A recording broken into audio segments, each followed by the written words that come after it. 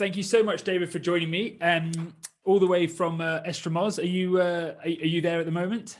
Actually, I'm in the, as you know, I'm sort of transitioning out of Sparrow over the next couple of years and taking on, Howard's Folly full time. So at the moment, I'm actually in Esperal, in the office here. So I was earlier in the day. I was in the winery at Estremoz. So tell me the story. How does an Australian winemaker end up in Portugal making wine? Just got lucky. I mean, I wasn't a very likely candidate for this to happen. I mean, I grew up in the Barossa Valley, fell into winemaking, went to Roseworthy, fell into winemaking. When I finished the course, this is going back into the 70s, I came to Europe to work harvests in France and Germany, went down to Portugal for a holiday, bumped into my future wife on the beach in Lisbon. It all fell into place. And I went back to the Barossa. I worked in the Barossa Valley at the winery called Saltram for a couple of years.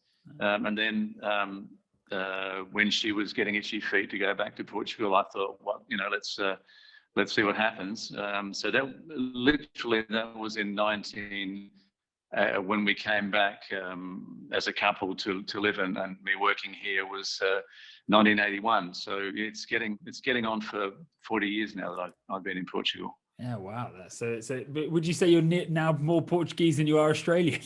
A lot of people say that now. It depends on who's playing what at the time. If it's soccer, probably go for Portugal. Yeah. Yeah. If it's pretty much anything else, go Australia. Yeah. Brilliant. So how did you end up meeting Howard and starting Howard's Folly? Yeah, well, funnily enough, Howard famous Barrel wines that he bought in Hong Kong. So as he had his kind of financial empire, including, he had a place here in Portugal in Faro. We met up he got in touch with me. We met up over breakfast. He wanted to meet me and see whether I was interested in doing a wine project with him here in Portugal. And, I thought I was getting to the stage where I thought, it's time I did my own thing as well. So it kind of was the right timing for me. We got together. We hit it off pretty well. It's actually going back about 10 years now since that first approach happened, and it's probably really in the last 2 or 3 years that we've really made Howard's Folly what we always imagined it could be, because it took a while. We as you know, I made the wines in other people's wineries for a few years, and that had its ups and downs. And it was really only in 2018 when we built our winery in Estremoz, and we could really go about the whole winemaking thing. I think the way we always wanted to do it. Yeah. Nice. So back in the 80s, when you moved across to make wine full time in Portugal, I imagine things were done a little bit differently at Roseworthy than they were in regional Portugal. Was there anything you took from Roseworthy or Australia in general over to Alentejo to invigorate the methods of production? Well, I think eventually I got around to doing that. In the early days, as you know, I was working for the Symingtons. I worked in the port trade for a number of years. So, in fact, a lot of what I learned in Roseworthy in Australia, because Australia was coming out of the fortified era, I actually probably had as big an impact working for the Symingtons in fortifieds, because I could bring it was a very hands-on approach they had, and they didn't know much about the background and science of making wines up there as well. So I was able to even though I didn't make to make fortifieds, funnily enough, because of the background that I'd got from Roseworthy and working with brandy spirits and things in Australia, I actually fell into place quite nicely with making fortifieds for the first 10 years of the time that I was here. Then I was making wines up in the Douro Valley, a lot up in the Douro with working with old vineyards and mixed plantings and things like that. So there were things obviously that I brought with me from Australia, things that I obviously picked up over here working with different grape varieties. But so more or less when I came down to the Alentejo in the early 90s, and I was working at Sparrow, I think, yeah, it was just, managing the vintages, in the varieties at the right time, picking at the right time, blending them better, using barrels which weren't there wasn't a lot of new oak in the whole Portuguese wine industry really back then. It's really just, I know people expect me to say earth-shattering things about it, but it was just it's more about the detail of winemaking, that, controlling the malolactic fermentation better. There was a lot of hit and miss things that were happening in Portugal back in, this is 30, 40 years ago. So, I just think I went about it in a more logical way and a more sensible way, using what we've been taught in Australia. Just attention to detail more than anything. Sure. I guess it's as Australia, it was much more of an industry, whereas Portugal, it was kind of a way of life. And I guess putting that commerciality and actually processing into Sure, and not making mistakes. You can't. One bad ferment is, you don't want to have one bad ferment, and probably most winemakers back then, they'd be prepared to write off 20 or 30% of the harvest because the ferments didn't finish properly or something like that. I mean, just making sure everything worked. But at the same time, Elliot, I learned a lot about how wine should be part of the community, and how wine and food go together and things like that, which was, the way we were taught in Australia is, wine is, the best wines, the wines that you make in a wine in any given vintage, you're judged by how well they do in the wine shows. So if you got gold medals and things like that, it was more about, maybe the wines had a lot of oak, but they would, if they had a lot of oak, they'd win medals, and you would get a pat on the back, and you had you got your bonus and things like that. So I completely got away from that sort of concept, and realised that it was more about making wines that would go with food, and these days, obviously, things meet halfway in the end. We're using oak now. We weren't before, but you find a happy medium somewhere, and as long as the wines have got balance, now it's all about elegance and balance and complexity that you can get using I think a combination of what I brought with me from Australia and what I've picked up since I've been over here. Yeah. Nice. Yeah. It's the difference in cultures are so vast. I guess it's really nice to get a balance between the two.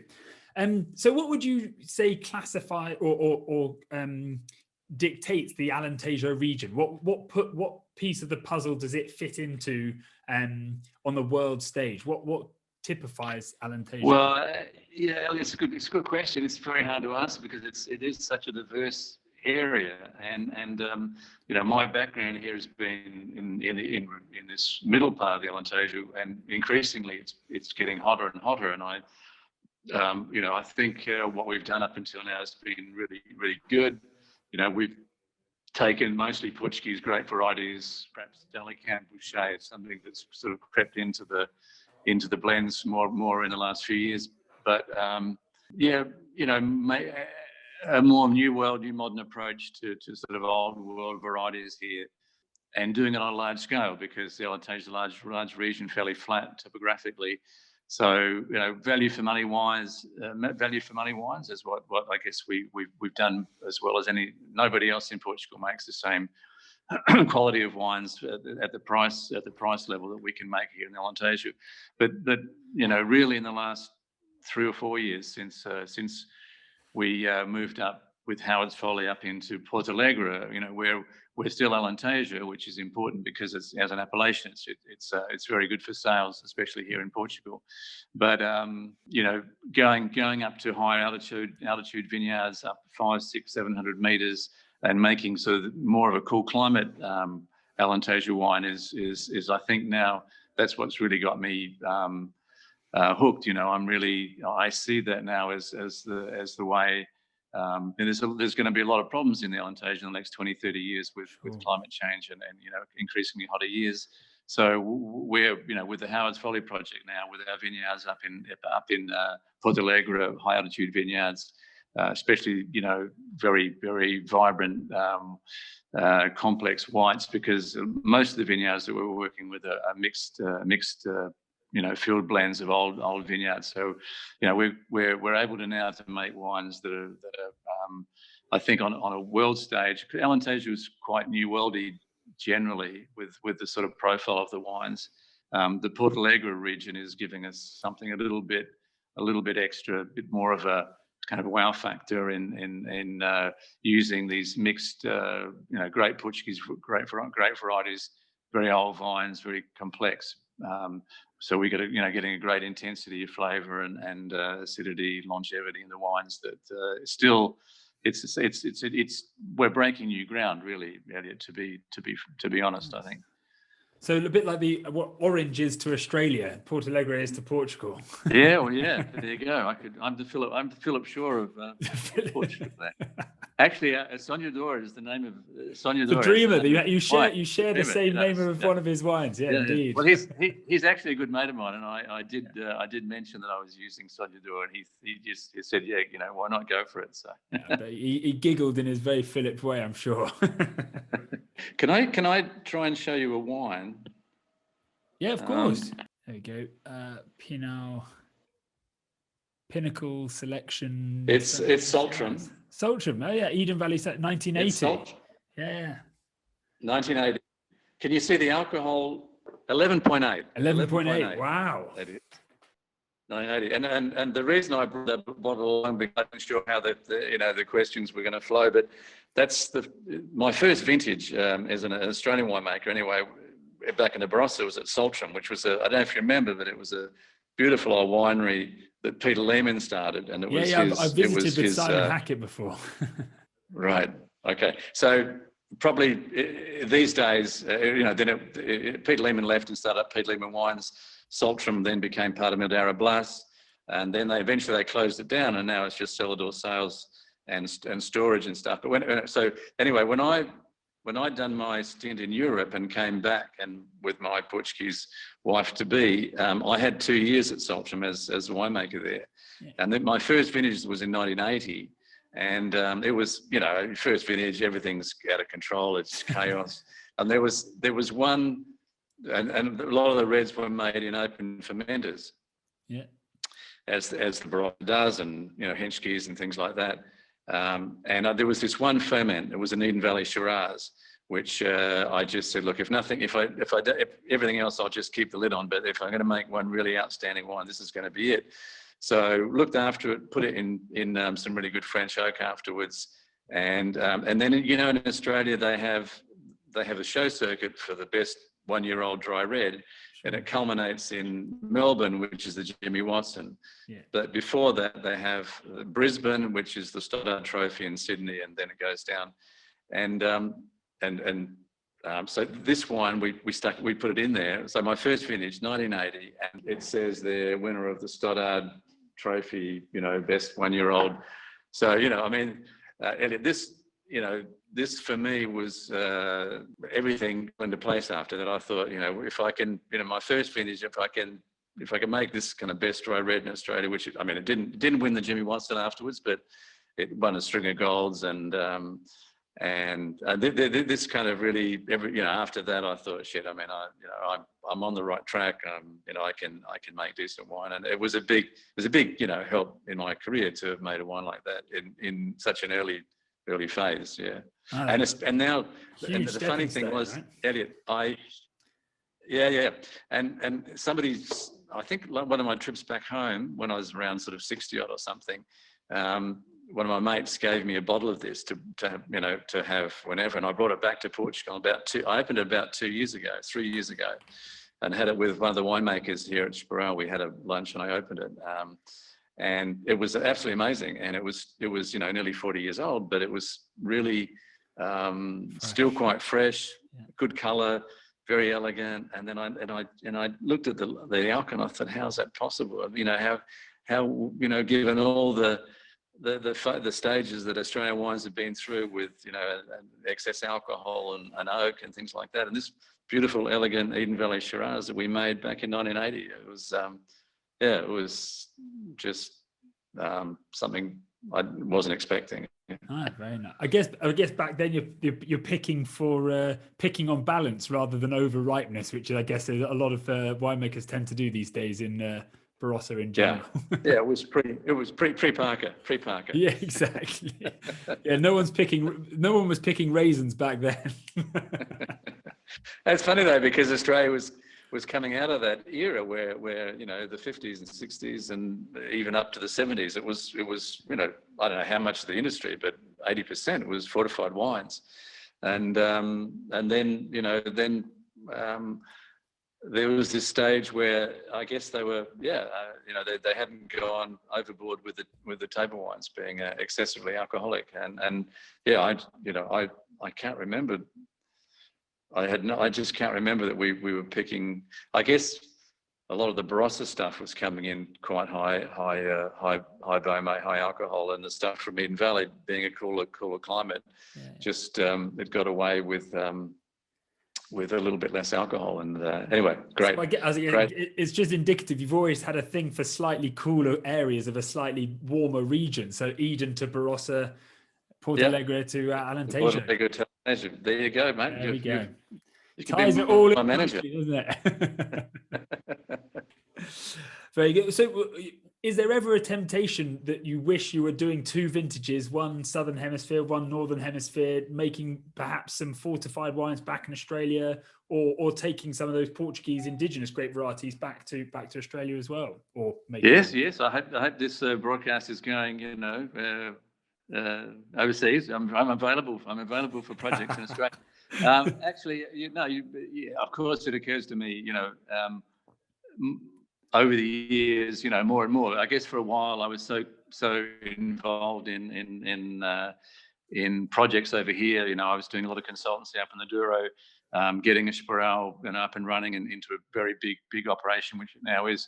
Now I'm kind of in that sort of nice twilight part of my career, and for sure, I mean, it's almost doesn't make any sense talking about it at the moment, because you know, we can't get in a plane and go anywhere. But I would certainly love to go back and do something with Portuguese grape varieties in Australia. And I think increasingly now Australia's looking at different varieties, and they've had a bit of a go at some you know, Tempranillos and Nebbiolas and some of the European varieties.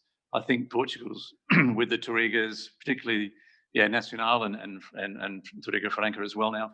Trincadeiras. I'm a little bit surprised Alicante Boucher hasn't done a bit more in Australia. Not that it's Portuguese, but I think it has a fair bit to offer as well. And some of the whites, you know, obviously, you know, there's some Alvarinho now in Australia. I think they've eventually got it right.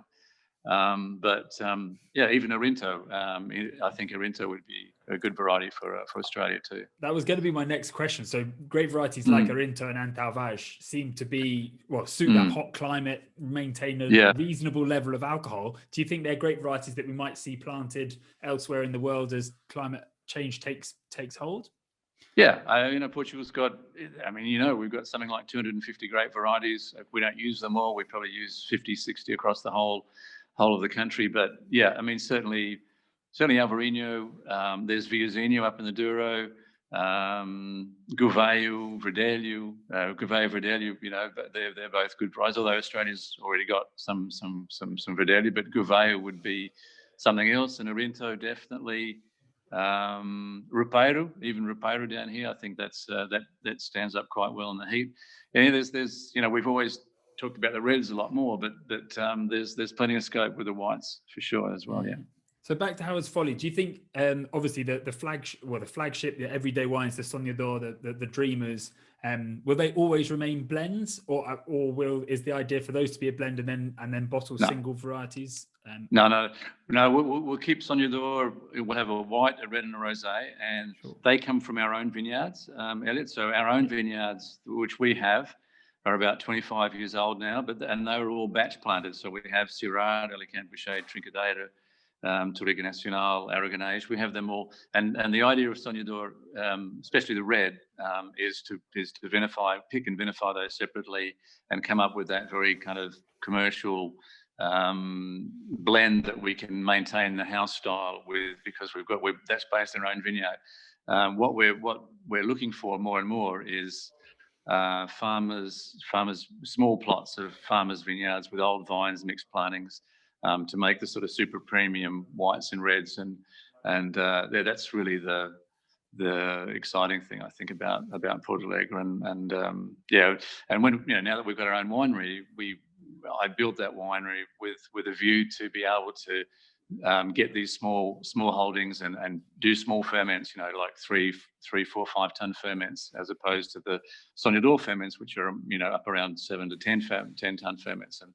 And so yeah, I mean it's a whole different ballgame when you've got your winery geared up to what your ideas are about which wines you're making. So now we're on the right track for that. I guess being able to build your own winery is pretty much every winemaker's dream, right? So to custom make a winery that is suitable. And as you know, this winery is like almost like an old castle, and it's within the walls of Estremont, so it's an urban winery. There's a lot of tourist potential there. We've got our own restaurant up and running now. So the project has come full circle, and we're finally where we want to be. So Howard and David's Folly. Yes, Mike. Yeah, it has been a Folly for a number of years, and I think now the Folly is the restaurant. I mean that's obviously taking up a lot of time and money, but you need to have it. I mean we can host visits now. We've had journalists. We have people wanting to talk to us and wanting to come and see the winery. Can we represent the wines? It just makes a huge difference to have everything in place now. Yeah, the Folly HQ is very much cements the everything into one place. That's great.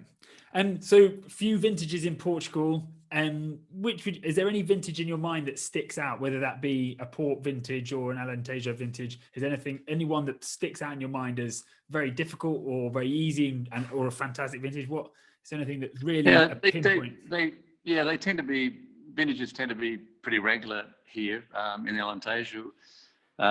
2011 was a fantastic vintage all across the country. It was a vintage year up in the Douro. The top years there, it tends to be right through the whole country. So 2011 sort of sticks out pretty well.